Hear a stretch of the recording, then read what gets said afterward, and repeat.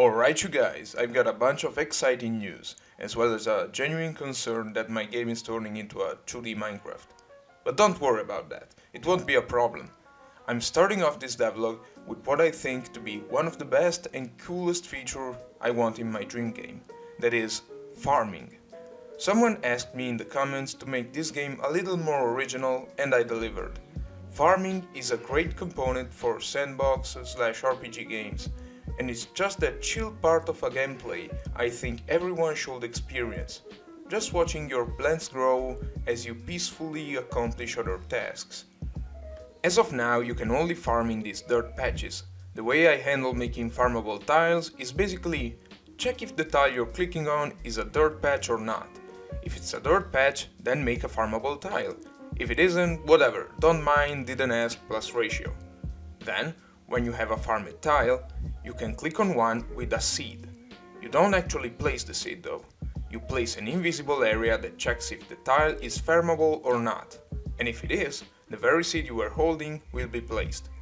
All the seed logic is done in the Farmable Tile script, so I can handle pretty easily changing the crop state, harvesting the crop, etc. And there you have a great farming system. What's cool about this is that it's set up in a way I can just put more kind of crops into the game and it will automatically make them work, because all crops and seeds are interchangeable. For example, here I just had to make some tomato sprites and put them in the game, and boom, tomato crops, fully customizable.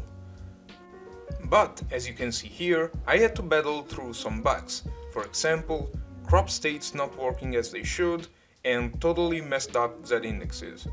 You know, in true games you don't have depth as in a 3D game, but you still have that value for what is in front and what is behind.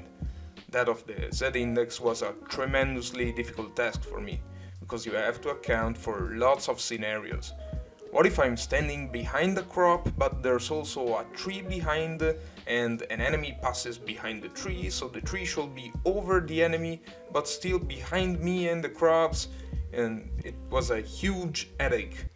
But after procrastinating homeworks and going full bananas on development, I managed to fix it, and the farming system is now fully functioning.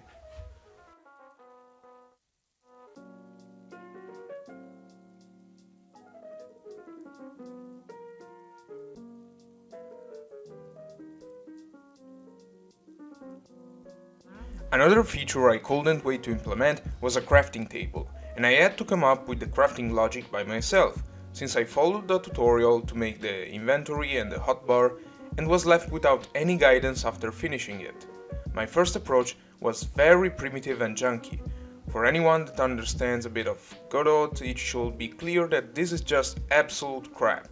As of now, all you can do is fill the crafting with wet and make bread. Is that a rhyme? Okay.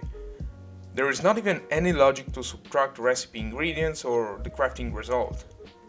Then I adjusted some of the major problems and made the script more versatile, so I can just put new recipes in this dictionary and they will work.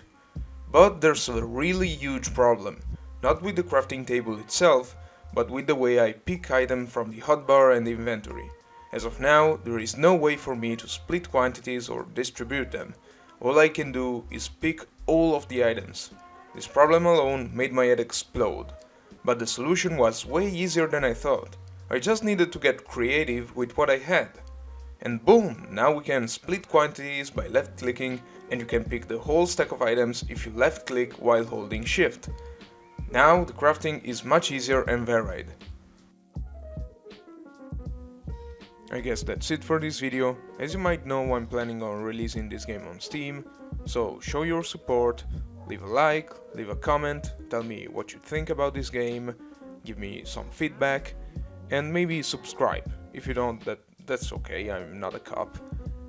And yeah, be sure to visit my main channel, link in the description, and check out my page on itch.io, and that's pretty much it.